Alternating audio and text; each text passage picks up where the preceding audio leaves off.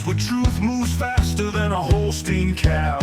No waiting on some pretty page. We're charting new ground in the digital age. From genomic codes to row-out facts, we cut through the noise, no holding back. Not your daddy's dairy news tonight. We're sparking debates with every insight. The ring's not where the real fight's at. It's in the data, in the channel chat. From pasture to processor to your morning cup, we're raising the stakes. Try and get ahead of herd. Yeah! Where the future's more than just a word. Ahead of herd. Come on! The Bullvine's calling, let your voice be heard. Welcome back to the Bullvine podcast, where we cut through dairy industry noise to get you the insights that actually matter for your operation. Today, we are undertaking, a pretty critical deep dive into a stack of sources that present a highly controversial argument. The idea is that this current aggressive push for corporate sustainability programs, carbon credits, methane reducers, mandatory reporting, it isn't primarily about climate action at all. Right. It's fundamentally about a systemic, coordinated effort. Think restructuring debt, controlling data, and ultimately consolidating the dairy industry by eliminating the independent family farm. And this is really one of those deep dives that I think truly impacts the daily management decisions you, the listener, are making right now. Because the core premise we're dissecting here suggests that these sustainability efforts are functioning as a kind of corporate war against independent dairy farms. That's a strong phrase. It is. And as a farmer, when someone tells you to spend, say, $100 per cow annually for an environmental benefit, that seems, unproven. You have to be deeply skeptical, right? Our mission today is really to give you the context and the hard numbers to sort of fight back against this narrative. Okay, let's unpack this controversial premise immediately, because if it's even partly true, it completely changes the lens through which we evaluate every sales pitch, every contract, every bank requirement coming down the pipeline. The source material lays out this central conflict right up front. On one side, you've got the natural farm-led methods, things like rotational grazing, composting, better manure management. Yeah, things farmers have been doing for generations, stuff that inherently reduces operating costs and often improves herd health, too. Exactly. Methods that put money back into your pocket. They're based on, centuries of good stewardship. Right. But then on the other side, you have these corporate solutions being pushed hard. And those solutions, they universally seem to create two things: permanent, perpetual financial dependencies and high, often non-productive operating costs. And we aren't talking about small change here, are we? Not at all. We're detailing costs that can exceed $100 per cow annually just for compliance or for using some additive. Yeah. You're effectively shifting from being a producer who controls their own input costs to being like a perpetual subscriber to some multinational corporation. And that dependency, that's the absolute key. But here's where the analysis gets really shocking, I think. We have to address the financial stakes right up top. The sources detail this extreme, almost unbelievable discrepancy in the burgeoning carbon credit market. Yes, the promise versus the reality. We hear about this a lot. When salesmen are sitting at your kitchen table pitching carbon revenue, they're projecting figures that sound fantastic, like a financial lifeline, right? Maybe $400 to $450 per cow annually in potential revenue. That's the dream they sell. But once you actually go through the verification processes, the legal reviews, and all those corporate transaction fees get deducted, the sources show the farmer's actually netting maybe $55 per cow. $55, down from $400. Yeah. That's an 85 to 90% loss between the gross revenue generated by your hard work, your environmental practices, and the net revenue that actually hits your farm account. That's a staggeringly efficient system for transferring wealth away from the farmer and into corporate hands. It really is. It's built for that. And to understand how this system is being built, the sources suggest we have to look at the global coordination specifically, the connection between high-level consulting firms, you mentioned McKinsey earlier, right, and how they seem to be simultaneously advising governments on agricultural policy while also advising the corporations who stand to profit most from those very policies. It's the playbook. This is the playbook we need to decode today. Okay, let's start with a tangible example of this cost-benefit failure. Let's move from the theoretical to the specific. Our sources really hone in on the flagship methane reduction feed additive, DSM Firmenich Bovary. It's been heavily promoted, huge marketing push. Oh yeah, everywhere.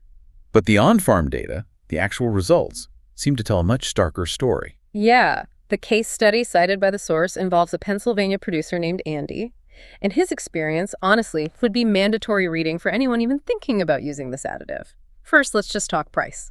Andy reported the cost to consistently use Bover was somewhere between $93 and $105 per cow every single year. $93 to $105 per cow annually. Okay. And what was the operational return on that mandatory investment? What did he get back in terms of production? This is the kicker. Zero. Zero. Absolutely zero extra pounds of milk production. Nothing. Wow. And this is where, the skeptical farmer voice has to jump in hard. If you, the farmer, are adding an input that costs you $100 per cow, let's just round it to $100 for simplicity. Yeah, call it $100. You expect one of two things, right? Either a direct increase in production, an immediate boost in yield to offset that cost, or some massive financial windfall from a carbon market. Makes sense. But here, Andy got neither. His conclusion was pretty honest and blunt. He said, quote, "It doesn't seem like the payback is worth the effort at this point," end quote. Doesn't seem like it. Yeah. Let's truly appreciate what that $100 per cow actually means on an operational level. If you're running a mid-sized, efficient operation, maybe milking 500 cows. This is a common size, yeah. That single additive represents an immediate, non-productive annual expense of $50,000. $50,000. $50,000 Yeah, sure. annually. Forever, potentially. Yeah. For an environmental benefit that doesn't impact your farm's balance sheet positively at all. I mean, think about the opportunity cost of that money. That $50,000 could cover a new TMR mixer, maybe pay down some debt, or invest in proven yield-boosting technology. Sure. But instead, it's just disappearing. To check a sustainability box demanded by the processor or maybe the bank, especially when input costs are already sky-high, record-breaking in some cases. Adding a non-productive $50,000 expense seems like, well, a recipe for bankruptcy, not sustainability. Exactly right. And this is why the contrast with natural farm-led methods is so absolutely essential. And this is where academic research actually validates the traditional farmer, the good steward. Yeah, the sources point to research conducted by Dr. Horacio Aguirre-Villegas in Wisconsin. He specifically studied organic dairy operations. Additive or technical work. He documented that these organic farms were already achieving an incredible 24% lower greenhouse gas emissions compared to conventional benchmarks. 24%. And how did they do it? Was it some secret new tech? Not at all. It wasn't with a corporate subscription. It was through long-established smart stewardship practices, things like pasture-based systems and properly composted manure. Right. Good farming. The implication of this research, which the source material emphasizes heavily, is pretty profound. Achieving significant, verifiable emission reductions apparently requires, quote, no monthly bills to multinational companies, no corporate dependencies. That phrase really stands out, no corporate dependencies. It's the core philosophical battle, isn't it? Stewardship that actually pays and improves the farm versus compliance that costs and potentially creates debt. I mean, why would a farmer rationally choose to pay $100 per cow to maybe reduce methane by 30% when they could potentially shift grazing practices, save money on inputs, and achieve a 24% reduction with no perpetual fee? It seems like a simple choice until maybe the choice is removed and the corporate method gets mandated somehow. That's the fear. And this sort of failure of the additive model, it leads us directly to the next great promise being pitched aggressively to farmers, carbon credits. The narrative is sold as this financial savior, right? Extra income stream from doing the right thing. Yeah, get paid for your good practices. Exactly. But the reality confirmed by the sources looks much more like a financial shell game. A system where the immense revenue generated by the farm's environmental action somehow never actually reaches the farm itself. Let's look at those jarring numbers again, because I think they define the entire economic model here. Sales reps are out there promising $400 to $450 per cow in potential carbon revenue. That's the hook. That's the dream, yeah. But the sources confirm that when a farmer actually signs on the dotted line, locks into one of these 10 or even 20-year contracts. Long commitments. Very long. The costs involved, which are often deliberately complex and kind of non-transparent, they siphon off the vast majority of that money. So after verification fees, consultant fees, corporate transaction fees, all that stuff, the farmer is netting only about $55 per cow. Wait, $55? From a potential $450? That's like an 85–90% cut taken by intermediaries. That's what the numbers suggest. It's massive. So let's unpack that 85% cut. What are those fees actually paying for? It can't just be a simple broker's percentage, can it? No, it's much more than that. The sources indicate this includes significant costs for things like third-party verification bodies, that someone has to check the numbers. Okay, that makes sense. Then you've got the specialized consultants who set up the reporting protocols. Then there's often required proprietary hardware and software for continuous monitoring. And of course, the legal fees associated with the contracts, especially around transferring data ownership. Data ownership. We'll come back to that. Yeah. But essentially, the corporation is effectively passing all the infrastructure costs of creating this new market onto the primary producer, the farmer, and then taking the lion's share of the profit generated. It sounds like a brilliant business model for the middleman. Exactly. They create a new market, they write the rules for it, they charge the producer to participate in the market they just created, and then they profit handsomely from the market itself. And it leaves the farmer holding the bag, maybe $55 per cow, to manage a really complex, decade-long contract that comes with some pretty massive risks. And what's truly frustrating, according to these sources, is that there are simple cost-saving solutions out there that deliver similar or even better results, but they seem to be actively ignored in favor of this complex, fee-laden system. Like the research we found from Wageningen University, the Dutch researchers who focused specifically on methane reduction. Right. They found methane emissions could be cut by a really significant amount, 25% to 30%. And this is peer-reviewed stuff. How? Simply by adjusting feed timing and forage quality. Specifically? Specifically, feeding younger, more digestible grass, changing when you harvest your forage. So the cost to implement that change is right. Changing when you mow. Pretty much. It requires smarter grassland management, definitely better timing, maybe faster cycling through pastures, but it involves no new magic technology, no corporate contract you have to sign, and certainly no high-priced additive you have to buy every month. And this is where I think the Bullvine's contrarian analysis really hits home. The sources make a cynical, maybe, but absolutely critical economic point.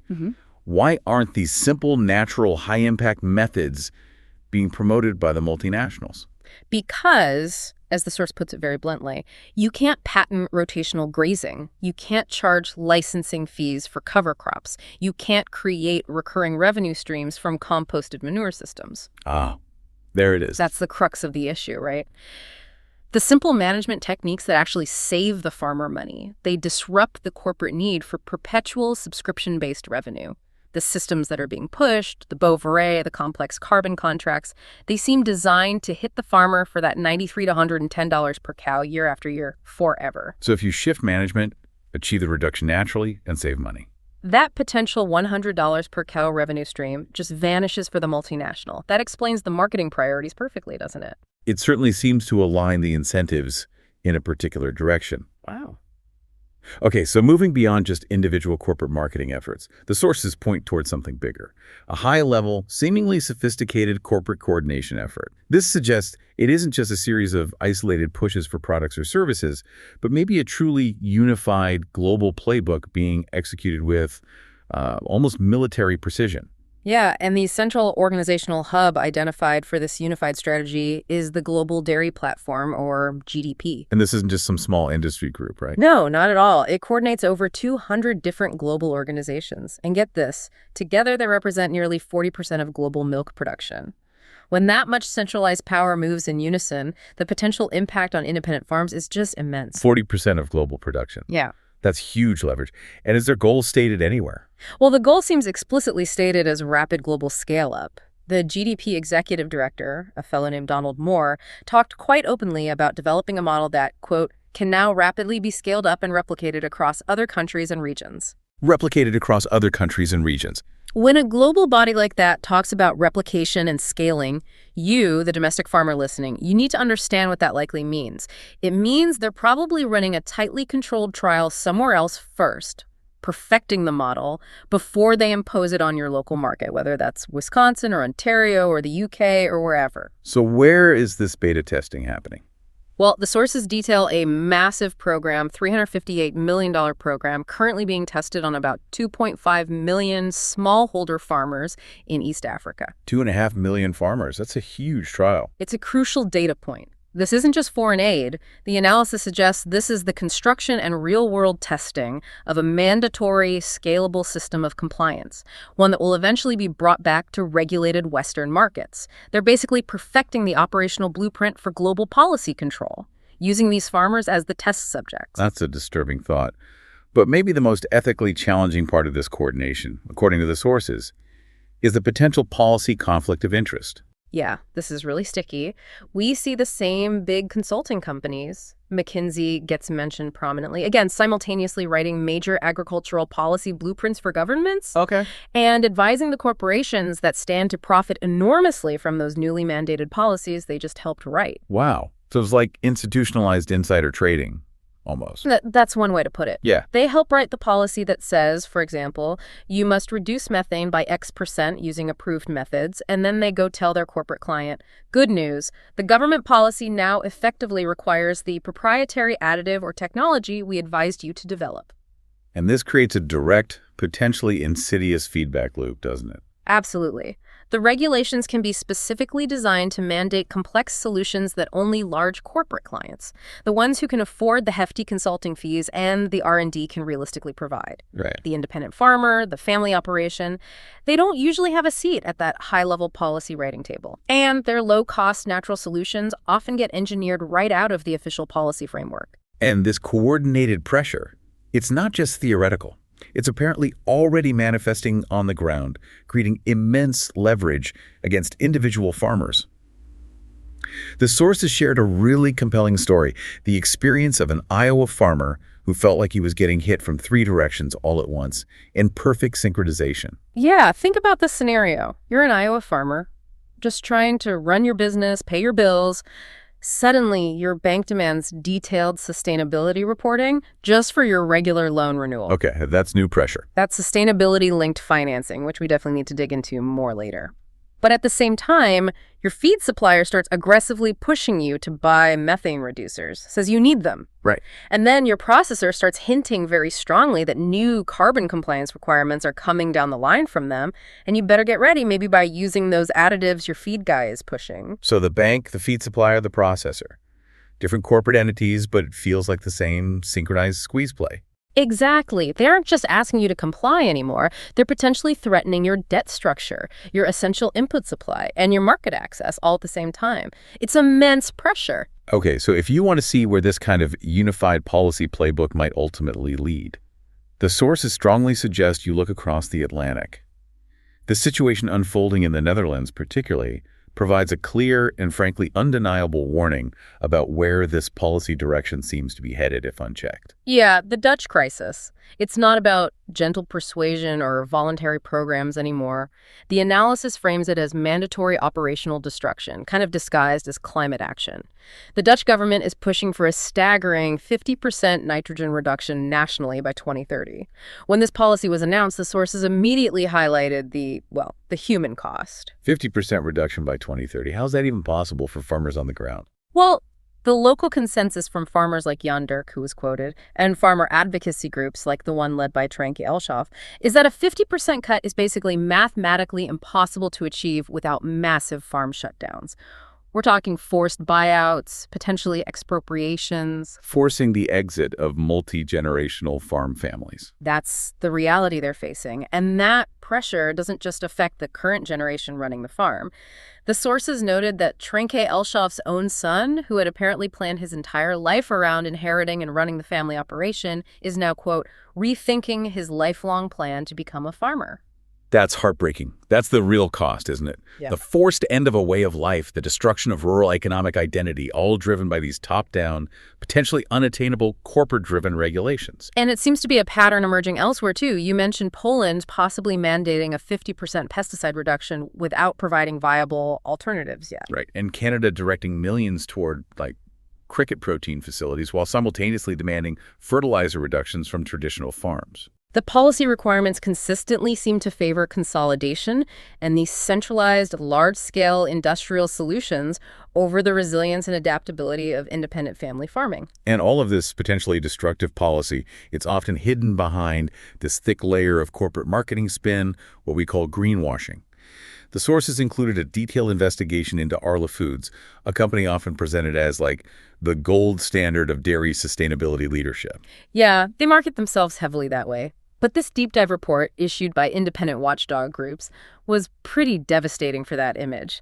Despite all the expensive marketing campaigns and public commitments, the report found Arla had only achieved about an 8.4% actual emission reduction. Wait, 8.4% after all that investment and talk. 8.4%. When you think about how much money was likely spent on marketing, on consultants, on reporting systems to achieve that figure, it really highlights the immense inefficiency, perhaps, of the purely corporate approach versus those simpler farm-level changes. And it gets worse, right? Yeah, that's compounded by the fact that methane emissions, supposedly the primary target of many of these global initiatives, still accounted for 56% of Arla's total GHG output, according to that report. The Changing Markets Foundation, one of the groups involved, concluded that Arla has been selling a fairy tale for far too long. The system seems designed to look good on paper, generate reports, without actually demanding the necessary, sometimes difficult structural changes that might impact corporate profits or establish supply chains. Furthermore, that same report highlighted another key issue, that Arla utilizes, quote, undemocratic structures and incentives that benefit the larger, more industrial farms. How does that work? Well, think about the mandatory reporting and compliance standards. They often involve a high fixed cost for infrastructure, maybe new sensors, software, consulting fees. Right. A mega dairy, say with 5,000 cows, can absorb a $20,000 investment in compliance infrastructure far more easily than a 500-cow family farm can. Yeah, the per cow cost is much lower for the big guy. Exactly. It's an economy of scale that effectively weaponizes compliance against the smaller producer. It forces them into investments that maybe only the largest operations can truly afford without undue hardship, which just accelerates consolidation further. And the ultimate sort of paradox in this entire narrative comes from that machine learning study out of Brazil that the sources mentioned. They found a, quote, paradoxical positive correlation between environmental discourse and emissions. What does that mean in plain English? Yeah, let's break that down. In plain English, for the farmer listening, the companies that had the highest sustainability scores, the ones producing the fanciest reports, the slickest marketing campaigns, winning the awards, were often the biggest absolute polluters when you looked at their total emissions. How is that possible? Because they can afford to hire the expensive consultants to game the metrics, to navigate the complex reporting systems perfectly, it allows them to look incredibly good on paper while potentially continuing to pollute at a massive scale. The reporting becomes the goal, not necessarily the actual reduction.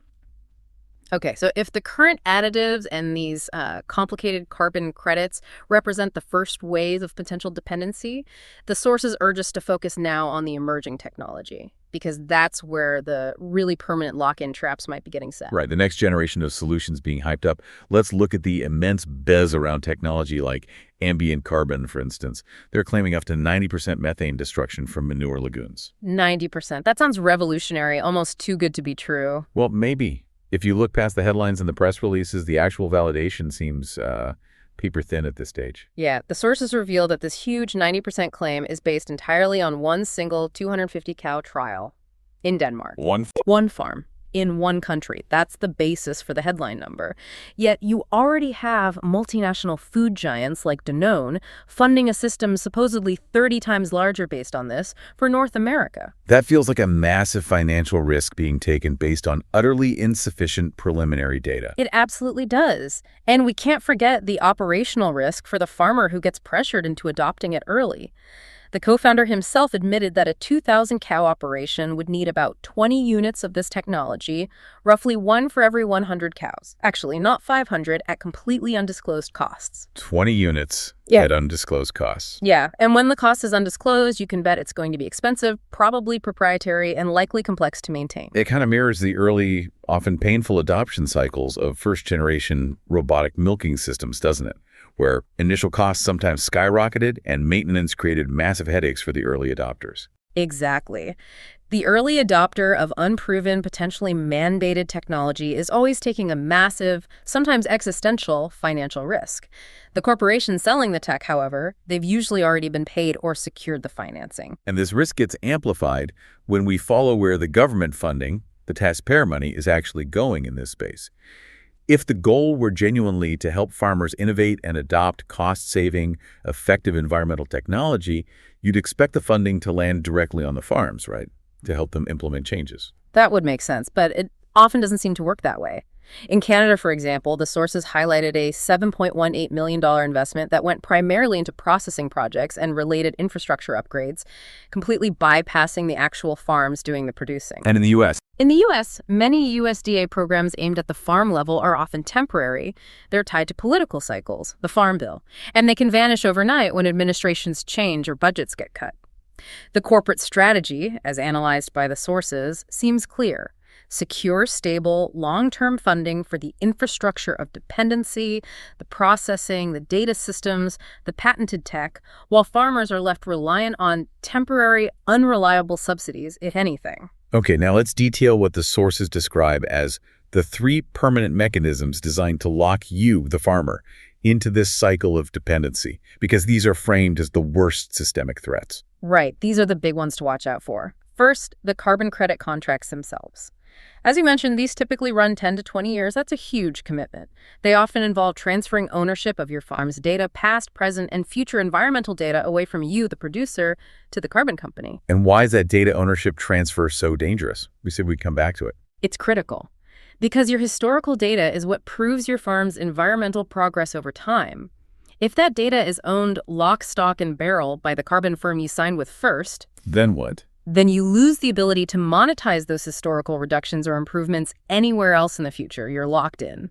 Because if you try to leave that contract early or shop around later, you might not be able to prove the historical baseline you need to sell any future reductions to a competitor. They essentially steal your farm's environmental equity by owning its history. Wow. Okay, that's subtle, but incredibly powerful, and the exit penalties. And here's the most alarming detail. The sources confirm these contracts can cost so much to exit prematurely that one Pennsylvania farmer stated that paying the termination fee would literally cost more than his farm's entire annual milk check. That's not a contract, that's economic hostage-taking. Pretty much. Okay, the second mechanism is the feed additive dependency, which we already saw with the Bovaer example. Right, the recurring cost. Once you start, especially if it becomes mandated by your processor or lender, you can be locked into that perpetual, often non-negotiable subscription service, costing $93 to $110 per cow every single year, potentially forever. There's no easy off-ramp. You're just paying a forever tax to comply with the standard the corporation likely lobbied for. Okay, and the third trap. This one sounds particularly insidious. Yeah, the third, and perhaps the most insidious trap, according to the analysis, is sustainability-linked financing, SLF. This is how the bank potentially gains direct control over your day-to-day management decisions. Okay, can you break down SLF clearly for the listener? How does that work? Think of it this way. Traditionally, your bank loan is based on your financials, cash flow, equity, collateral. Right. Sure, standard stuff. With SLF, the bank starts inserting environmental metrics directly into your loan agreement. Things like you must reduce water usage by X%, or you must achieve Y sustainability score from some third-party auditor, or maybe use specific mandated technologies. And if you fail to meet those environmental metrics, even if your payments are current, that failure, even if completely unrelated to your ability to repay the loan financially, can trigger a loan default according to the terms. Your bank is now potentially asking you to prove you brushed your teeth with the right eco-friendly toothpaste before they let you pay your mortgage on time. That's a stark analogy. It gives the lender arbitrary and potentially immediate leverage over your daily farming decisions, what feed you use, how you manage manure, what crops you plant. It fundamentally undermines your operational autonomy as a farmer. So the sources, when you pull all this together, they paint a really stark and urgent picture. It's like two parallel futures for the dairy industry are converging rapidly. And you, the listener, the independent farmer, kind of need to decide which path you're actively fighting for right now. Yeah, the contrast is laid out pretty clearly. In the first scenario, let's call it regional vitality. The analysis suggests that the medium-sized, efficient operations, maybe in the 500 to 2,000 cow range, can actually thrive. How? By utilizing strong regional co-ops, maybe developing distributed processing capabilities closer to home, and focusing on keeping wealth circulating locally. And critically, how do they handle emissions in this scenario? Critically, these operations achieve significant emission reductions, maybe 25 to 30% naturally through smart stewardship, the stuff we talked about earlier. And they do it without paying those perpetual corporate fees for additives or locked-in contracts. Okay, that's future number one. What's the alternative? The alternative scenario is corporate consolidation. In this future, we might end up with maybe just 200 or so mega dairies controlling 90% of all milk production nationally. Independent farmers, if they still exist in large numbers, effectively become technology serfs. They're forced to pay perpetual licensing fees for mandated tech, or they simply exit agriculture entirely. 5 or 6 multinational corporations could control almost everything, from the genetics all the way to the grocery store shelf. Two very, very different futures. And the timeline. This is the really sobering part. The analysis predicts that this market consolidation driven by these pressures could hit the irreversible tipping point, the point of no return for a large number of independent farmers somewhere between 2026 and 2028. That's not a distant future at all. That's basically tomorrow in terms of farm planning. We're talking about your next major investment cycle, your next loan renewal potentially. Exactly. The urgency is critical. But it's not all doom and gloom, right? Mm-hmm. The sources also highlight success stories, examples of farmers pushing back and building alternatives. Absolutely. There's massive hope in those examples. Look at Tracy Stauffer, mentioned in the sources. She built an on-farm creamery. Right, to control of processing. Exactly. This gave her immediate market access and, crucially, leverage. Leverage she needed when her main processor, Dairygold, started hitting farmers with heavy deductions like $4 per hundredweight that made cash flow, quote, impossible. Because Dairygold was her only option before, she was stuck. But with her creamery, she had an alternative market ready when the primary market tried to strangle her financially. That's a powerful example of breaking dependency. It is. Dependency is the enemy here. We also saw the counterexample. Jason Sheehan, running 3,000 cows, a big operation, but still facing a crisis precisely because he remained dependent on a single processor who could dictate terms. So size alone doesn't protect you from dependency if you don't have alternatives. And internationally. Meanwhile, you look at Australian producers mentioned who embraced direct marketing strategies. They were achieving premium pricing, maybe 15 to 30% above the standard commodity prices, by building direct customer loyalty that helps insulate them from the corporate squeeze plays. So building alternatives, finding different markets. Yeah. That's key. And what about political power? Can farmers fight back on the policy front? Absolutely. When the corporate political establishment seems overwhelming, the sources say look at the proof that political organization works. The Netherlands BBB, Farmer Citizens Movement, provides a really powerful recent model. Tell us about them. They weren't some massive established party overnight. They started as a focused political startup, basically, in 2019, specifically fighting against those mandatory farm shutdowns we discussed. Okay, small beginnings. Very small. But by 2023, just 4 years later, they had completely shaken the Dutch political landscape by winning the provincial elections outright in many areas. It shows that organized farmer resistance, real people, farmers, and their allies, running for office on a clear pro-farm, pro-rural platform can absolutely force policy rollbacks and change the entire trajectory of regulation. It takes work, but it's possible. Hashtag Actionable Insights segment, the farmer checklist. All right, so we've broken down the playbook, the potential traps, and some counter strategies. The farmer listening is maybe done with morning milking. Perhaps they're driving to the feed store right now or sitting down looking at next year's budget. Based on this analysis of these potential corporate traps, what are the 3 most critical, actionable things they need to know and maybe start implementing right away? Yeah, this is probably the most important segment. Let's boil it down. Let's start with the immediate action, something you can literally implement this week to protect your operation from that first wave of attack, the pressure sale. It's what the sources call the 72-hour rule. Okay, the 72-hour rule. What does that look like on the ground? How do you use it? It's simple, but powerful.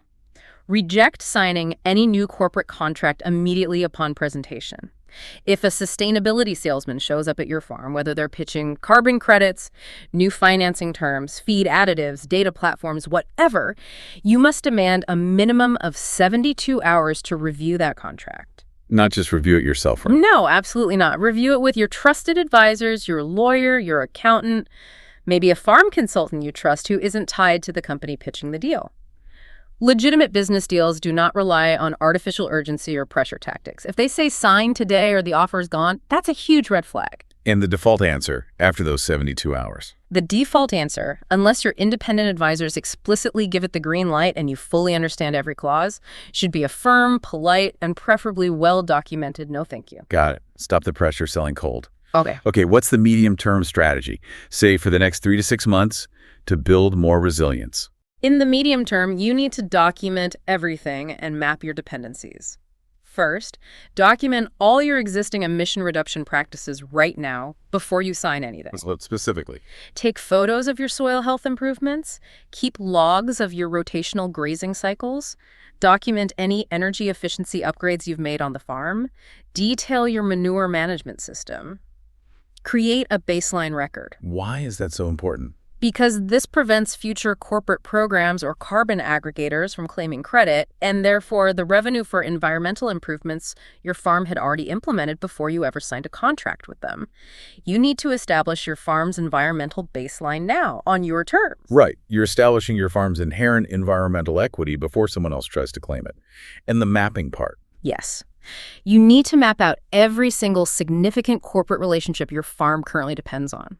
Your processor, your main feed supplier, your bank or lender, maybe even your primary vet service if they're tied to a larger corporate entity. And for each one of those critical relationships, identify at least 2 viable competitive alternatives within, say, a 200-mile radius if possible. Know who else you could sell your milk to, who else you could buy feed from, where else you could potentially get financing before you get leveraged or cornered by your current partners. That knowledge, those potential alternatives, that's your true negotiating power. Okay, baseline established, alternatives mapped. Finally, what's the long-term positioning? Looking out 1 to 2 years, maybe before that potential 2026, 2028 tipping point hits. Long-term, it's about build alternatives and organize. Stop relying solely on the goodwill of the commodity processor or the single corporate buyer if you can. Start seriously researching direct market options. Look into local food co-ops. Investigate the real costs and regulations around small-scale on-farm processing. Explore direct-to-consumer milk or dairy product sales. Critically, don't just read about it. Talk directly to other producers who have already made that kind of transition. Ask them about their actual startup costs, their biggest marketing challenges, and the true price premium they consistently achieve net of costs. Get the real story. And the organization piece. We saw how crucial that was in the Netherlands example. Absolutely critical. Start connecting with, say, 5 other local like-minded producers today, not next year, today. Build a mutual support network, share information, discuss challenges. You need those strong local connections and trust built before a crisis hits and forces you into desperate last-minute cooperation. The Dutch farmers who managed to win significant political victories started organizing years before the final, harshest regulations actually hit the ground. Early strategic preparation and local organization seem to be the only reliable way to maintain independence in the face of this coordinated pressure. So the ultimate takeaway from these sources seems pretty clear. This corporate sustainability push, as analyzed here, might not be primarily an environmental movement. It could be functioning as a large-scale economic restructuring of the industry. Yeah, and farmers just waiting passively for corporate fairness or for the system to treat them equitably might find their operational autonomy systematically chipped away or eliminated entirely. This has been another deep dive from the Bullvine podcast. If this kind of impartial, data-driven analysis helps your operations stay independent, stay profitable, head over to www.thebullvine.com. We've got more articles there that really try to tell you what's actually happening in dairy beneath the surface. Maybe stop waiting for fairness from companies whose business model might actually view your independence as an obstacle to their perpetual revenue stream. And seriously, subscribe wherever you get your podcasts or deep dives. We're releasing new episodes twice weekly now, covering critical topics. And trust me, you really don't want to miss what we've got coming next week. We're diving into the new regulatory fight over federal milk pricing standards and trying to figure out who really benefits most from things like Class ID pooling. Oh yeah, that's a big one. It is. We'll show you exactly why that complex bureaucratic change could affect your milk check much more immediately and maybe severely than you think. Next time.